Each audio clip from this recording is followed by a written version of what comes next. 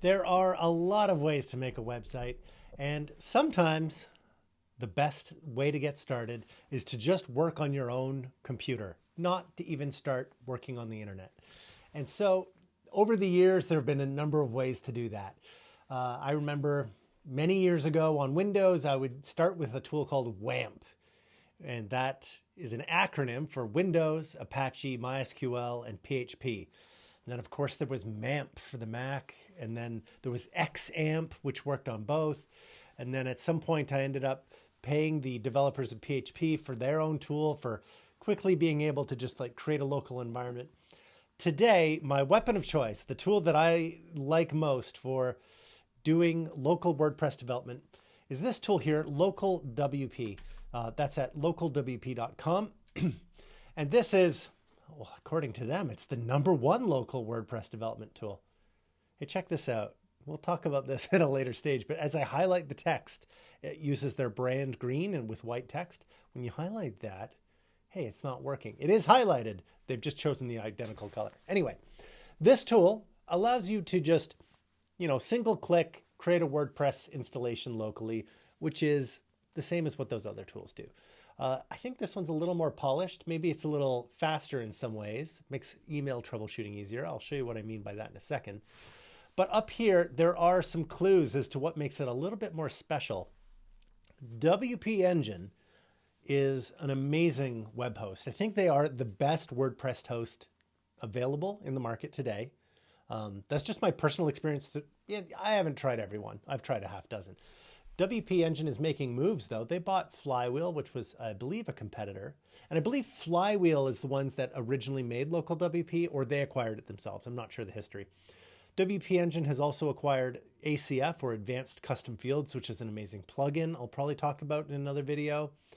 Studio Press, and I forget what that is, but Delicious Brains also has made some amazing plugins, notably one for doing some migrations. Anyway, getting into the weeds there, but I just am noticing this pattern that WP Engine is doing some awesome stuff in WordPress, and they give away some tools for free, including Local WP. Now, it is in their best interest because Local WP also has a way that you can sync your local copy with the production server. So if you want to test updates or just develop faster on your machine, you can still do this pushing and pulling. That is outside of the scope of what I'm going to show you today. I do use WP Engine, and if you're one of my volunteers, you actually will not be able to do that. You will be creating blueprints and sending them to me, just because at the moment, it's either you get access to every site or you get access to no sites, and we will keep it as simple as possible. So WordPress can be installed. There are advanced development solutions. I want to say, remind me to tell you about this. You can't talk to me right now. Local Connect is where it pushes to the servers. Sync, I believe, is pulling down from that. Yeah. Anyway, let's jump in and take a look at this amazing tool. So I'm just going to go over to it. Now I'm actually on a site here. I tried to minimize this just so you're not seeing all this other stuff.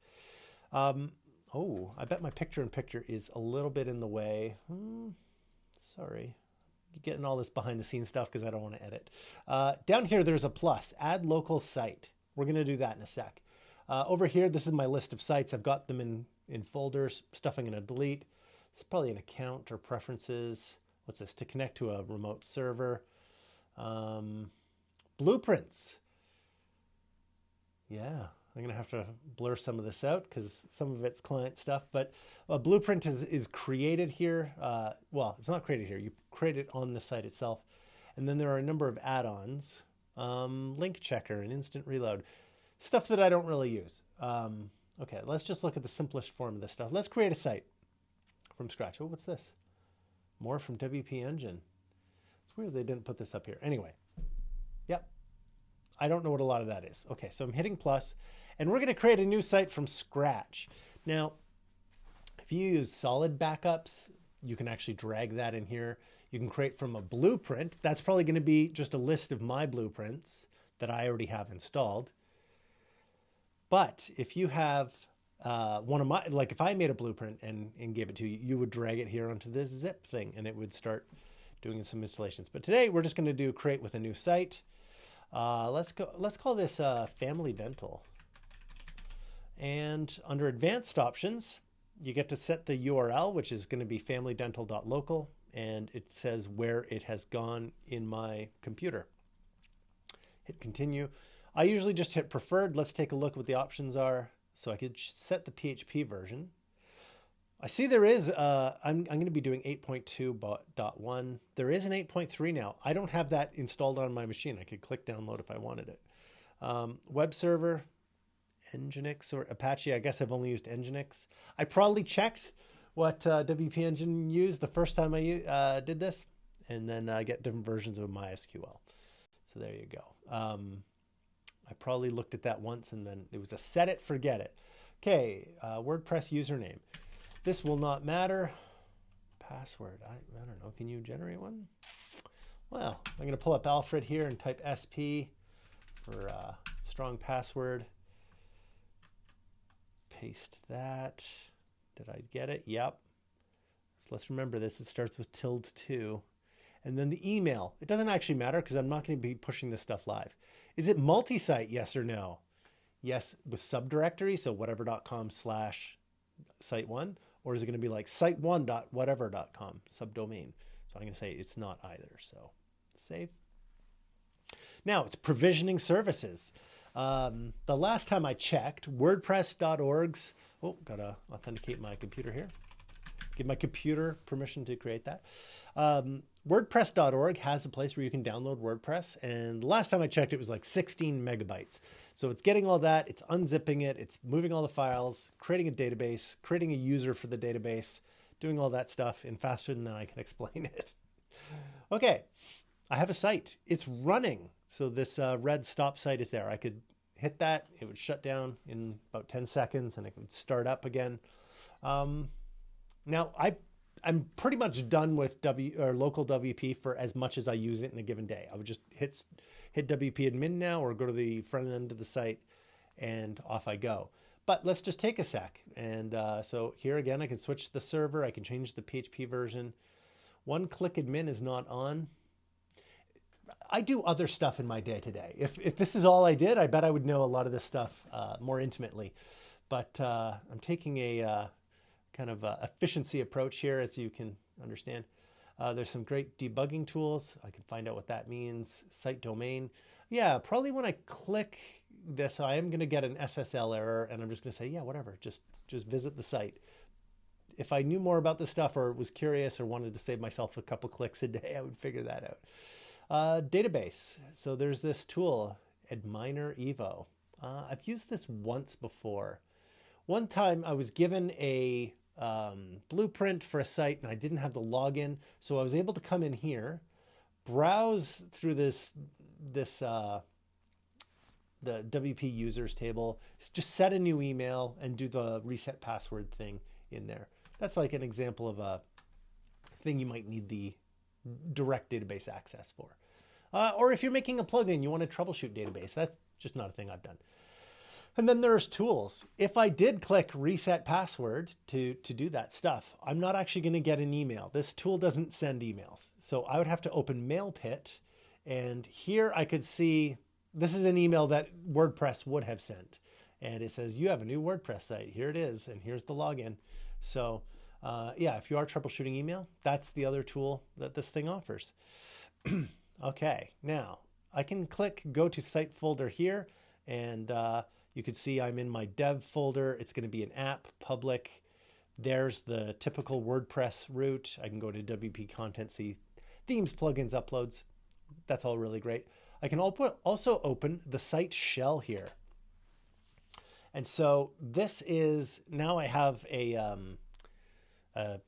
browser here, so I could type L, which is I'm using not bash, but ZSH or ZSH, Z shell to be my terminal command line thing. So I just typed L. I think I have a shortcut, or maybe that's built into Z shell. This is another thing. I configured it once years ago and then never think about it again. Anyway, I got a list of everything where I'm in there. I could type CD, WP content, hit tab on after C, type themes, type list again, and I could see what's in there. I could do open and just, get another folder there. Here's one I'll use. I'll use like Subble dot, and it'll just open automatically to that folder in my code editor. Those are shortcuts, some of them that I made that help just make my day-to-day a little easier. But here's a cool thing. WP CLI is installed. Well, it warrants a Googling. WP CLI. This used to be somebody's cool open source project. I think Automatic bought it. Oh, maybe it's just sponsored. Anyway, Automatic makes WordPress. WP CLI is a set of command line tools that help you do all sorts of amazing stuff. So you can see they're clearing caches. If you needed to regenerate thumbnails, so your theme is going to have some cool thumbnail thing, and it's, you know, taking all your featured images and doing something, you can use WP CLI to do that. You can update your plugins, you can create users, you can do all sorts of stuff. And basically, if you do not like the command line, you don't need to know about any of that. I will say that sometimes it is the right tool for the job, and sometimes a UI is the right tool for the job, and sometimes it's equally beneficial to do either. If you're curious about this or have a natural inclination to that way, I love that you have that option. Okay, so let's log in. I just clicked on the back end, and now I have to bring up my clipboard manager and paste that in. Okay, I'm going to save this. I don't save passwords to my browser as a rule unless it is a local thing. Okay, so here I am. This is the back end of WordPress. I can click dismiss on whatever that I maybe shouldn't have. I'm going to do another video that is sort of the introduction to what WordPress is itself. But yeah, right now I just wanted, we'll wrap it up here. All this to say that LocalWP just made it really easy to create a site in just like basically a minute once you're all set up. And from there, it gives me everything I need to just manage this site locally. And so while it's running, here I see it in my sites folder. I can actually right click on this. Again, I can open the site, go to the dashboard. I can do some of these things like site folder, the shell. I could restart the server. But here's some cool stuff. I could clone the site. So I have Bloop locally, and I will do cloning. I can also save as a blueprint. What does export do? I've never done this. I have a feeling this is the same as what I've done with blueprints in the past. It's just making a zipped version, but it's not just the file structure. There's also an SQL file in there, and local will be able to install that site, get it up and running. I can create groups, change the domain, rename it, delete it. Yeah, so it's pretty intuitive. I hope you like it. Ooh, I can start or stop all 10 sites. Yeah, it's such a cool tool. And if you install this and it's not 100% the same, it's probably just undergone some updates. I hope it's just superficially different and fundamentally the same. And this could be the tool that you need to just get started making WordPress websites without having to pay for hosting. Just dive in there and get going.